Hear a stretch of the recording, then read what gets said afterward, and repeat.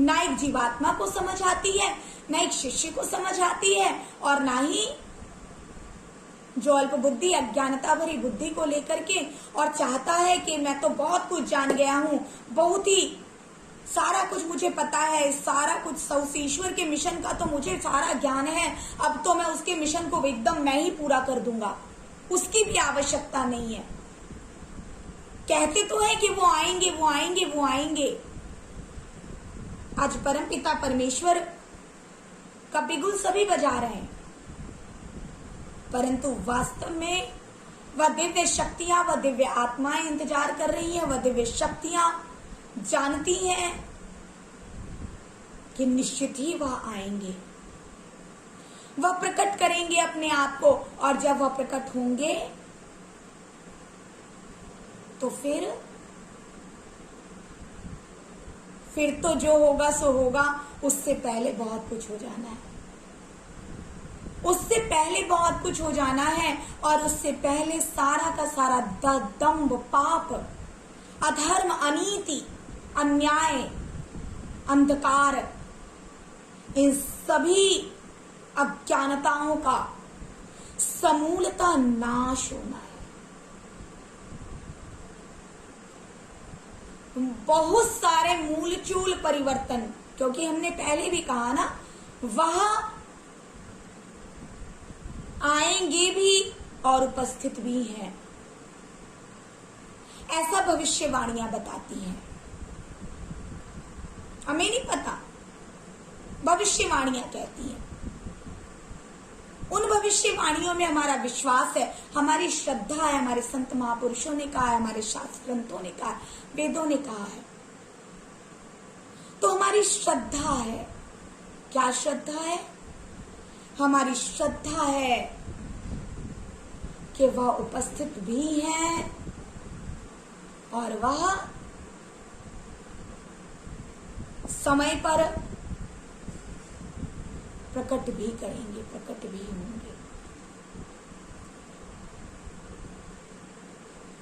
हम सभी जिस महासमर की, संपूर्ण क्रांति, समग्र क्रांति की बात कर रहे थे,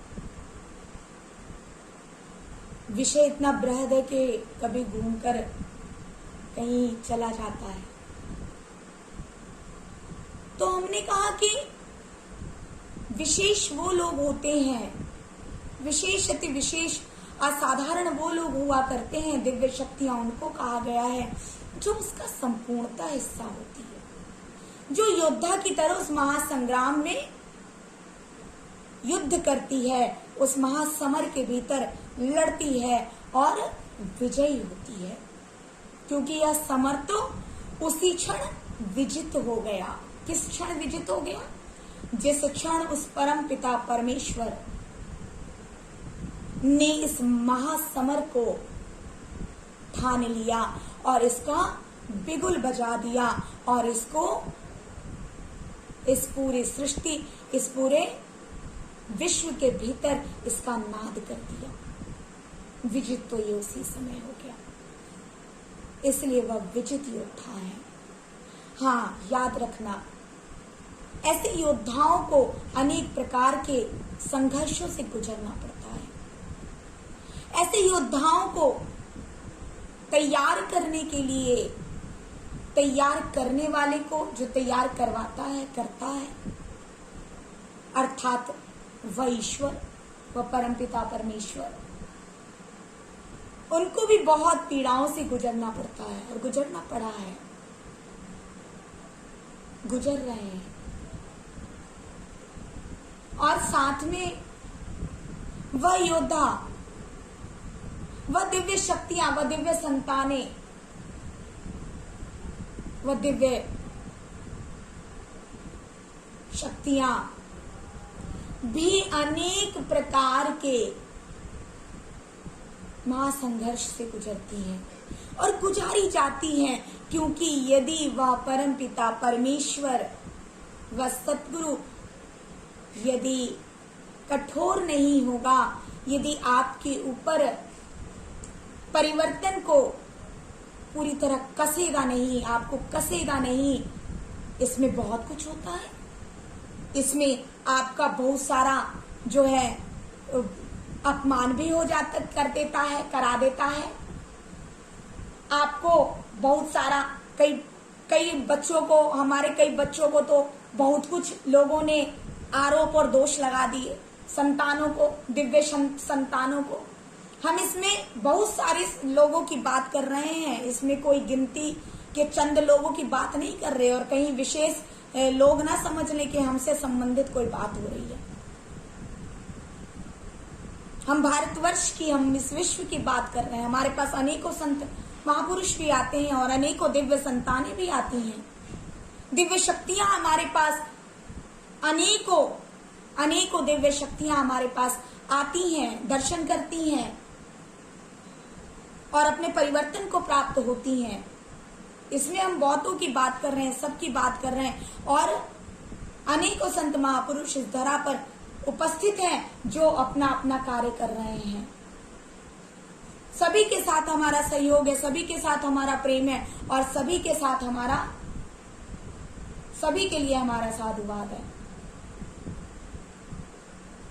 ईश्वर की अनेक दिव्य संतानें अपने अपने मुहिम में लगी हुई हैं, अनेकों संगठन अपने अपने मुहिम में, अपने अपने कार्य में लगे हुए हैं, अनेकों संस्थानें, अनेकों संप्रदाय, अनेकों धर्म प्रचारक, धर्म गुरु, महामंडलेश्वर, महाशक्तियां अपने अपने विशेष कार्यों में अपनी अपनी भागीदारी में लगे हुए हैं, और वह दिव्य अति दिव्य कार्यों को कर रहे हैं। वह मूलचूल परिवर्तन ला रहे हैं, और उनके साथ हमारा सहयोग सर्वदा है। हमारा जो आशीष, जिनको आशीष की, सभी के साथ हमारा आशीष है। जो आशीष लेने योग्य है उनको आशीष है, और जो संपूर्णता उस शक्ति को प्राप्त हो रहे हैं, वह प्राप्त हो, यह हमारी इच्छा है, हमारा आशीर्वाद है, हमारा सहयोग है, हमारा साधुवाद है, सभी का सम्मान है। सभी लोग बढ़ चढ़कर देश विषम परिस्थितियों से गुजर रहा है, और हम जानते हैं कि सभी अनेकों संत महापुरुषों की विशेष भागीदारी है, अनेकों संगठनों की विशेष भागीदारी है। सभी लोग बढ़ चढ़कर यह मानव समाज अपनी सेवा को समर्पित कर रहा है। उस ईश्वर की दिव्य संतानें अपने अपने कार्य को कर रही हैं। सभी के प्रति प्रेम है, सभी के प्रति स्नेह है, और हम चाहेंगे कि सभी संगठित होकर के एक छत्र में आकर के हर संप्रदाय से, हर जातिवाद से, धर्म से निकल करके एकजुट होकर के अपनी शक्ति को एकत्रित करके सभी लोग मिलकर संगठित होकर के सभी लोग आगे बढ़े, और इस महासमर को, जिसमें यह संपूर्ण विश्व झुलस रहा है, यह संपूर्ण सृष्टि, परंतु एक और झुलस रहा है तो दूसरी और नवीनता और प्रकाश को भी प्राप्त हो रहा है। हम इसको नहीं भूल सकते, और इसको याद रखना है कि हम सभी एक ऐसे युग की ओर जा रहे हैं जो अद्वितीय है, जो पारलौकिक है, जो प्रकाश में रत है, जिसकी हम सभी न जाने कब से, जिसकी हम सभी इच्छा लिए बैठे हैं, और जिसको हम सभी चाहते हैं कि वह साकार हो, अंधेरा समाप्त हो, प्रकाश ही प्रकाश हो। तो सभी लोग एक दूसरे के साथ मिलकर संगबद्ध होकर के संपूर्णता आगे बढ़े।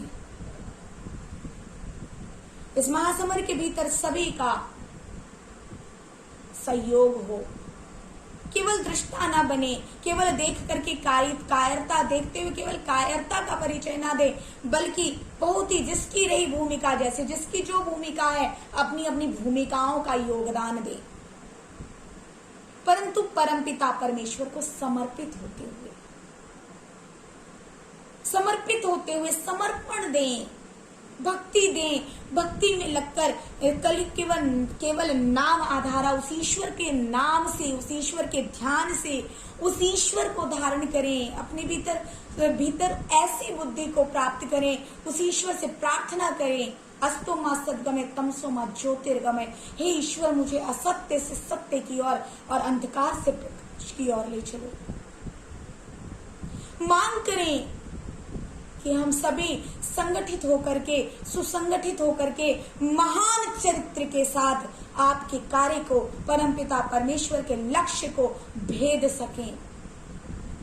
ऐसी शरणागति को प्राप्त हो जिसके द्वारा हम सभी उस महासमर के भीतर अपनी अपनी कुछ और तो नहीं दे सकते उस परमपिता परमेश्वर को, अपनी क्या दे सकते हैं? छोटे छोटे प्रयासों की आहुति प्रदान कर सके, उसका हिस्सा बन सके, आनंद को प्राप्त कर सके और परमपिता परमेश्वर के लक्ष्य को पूरा कर सके।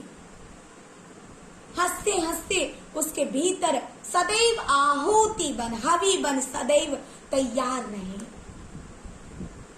धारण करें, उससे प्रार्थना करें कि हे ईश्वर, अज्ञानता के अंधकार से बचा लो और हम सभी को अधर्म, अन्याय, अनीति, पाखंड, प्रपंच और कंचन और कामिनी से बचा लो प्रभु, क्योंकि आप ही ने कहा था कि कंचन और कामिनी माया,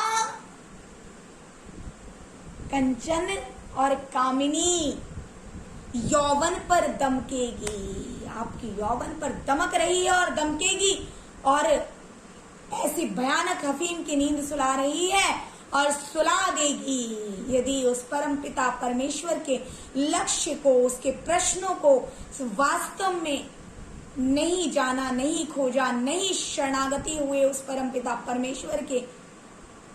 क्योंकि साधना के लिए भी एक साधना चाहिए, उसको पाने के लिए भी एक ऐसा संघर्ष चाहिए, उसको, उसके दर्शनों के लिए भी अब आसान नहीं कुछ भी, परंतु बहुत सहज भी है। आप कहेंगे मां कैसी बातें कर रही है? यह भक्ति का पथ सदैव संत महापुरुषों ने यही कहा कि उतना ही कठिन और मुश्किल है, परंतु उतना ही आसान और सरल है। किसके लिए? जो पहचान जाता है, जो जान जाता है, जो प्रेमी होता है, प्रेम करता है, जो उसको समर्पित होता है, जिसको कंचन कामनी माया से नहीं लेना देना। बल्कि आज ही किसी ने एक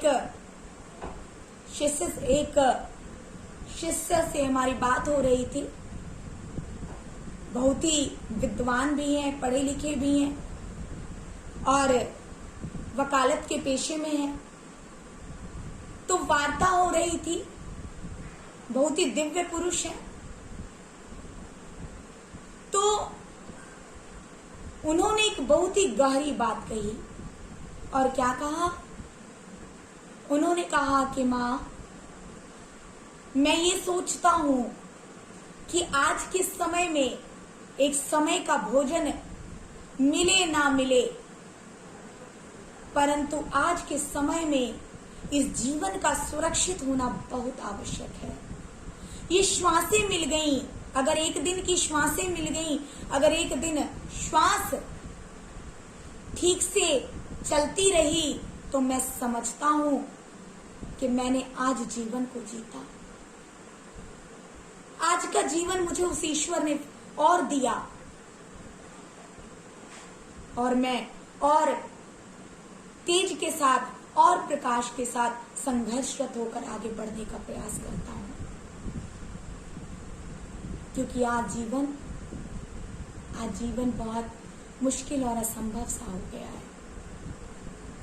इसीलिए हम यही कहेंगे, परमपिता परमेश्वर की दिव्य संतानों,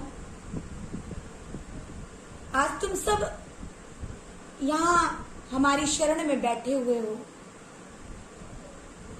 तुम सब दिव्यता को प्राप्त हो। जिस समय के लिए परमपिता परमेश्वर ने तुम सबको अनेकों संघर्ष दिए हैं, बहुत सारा ऐसा संघर्ष, बहुत सारे ऐसे आरोप प्रत्यारोप सब कुछ उसने दिया। तो आज अब वह समय भी आ गया है दिव्य उसी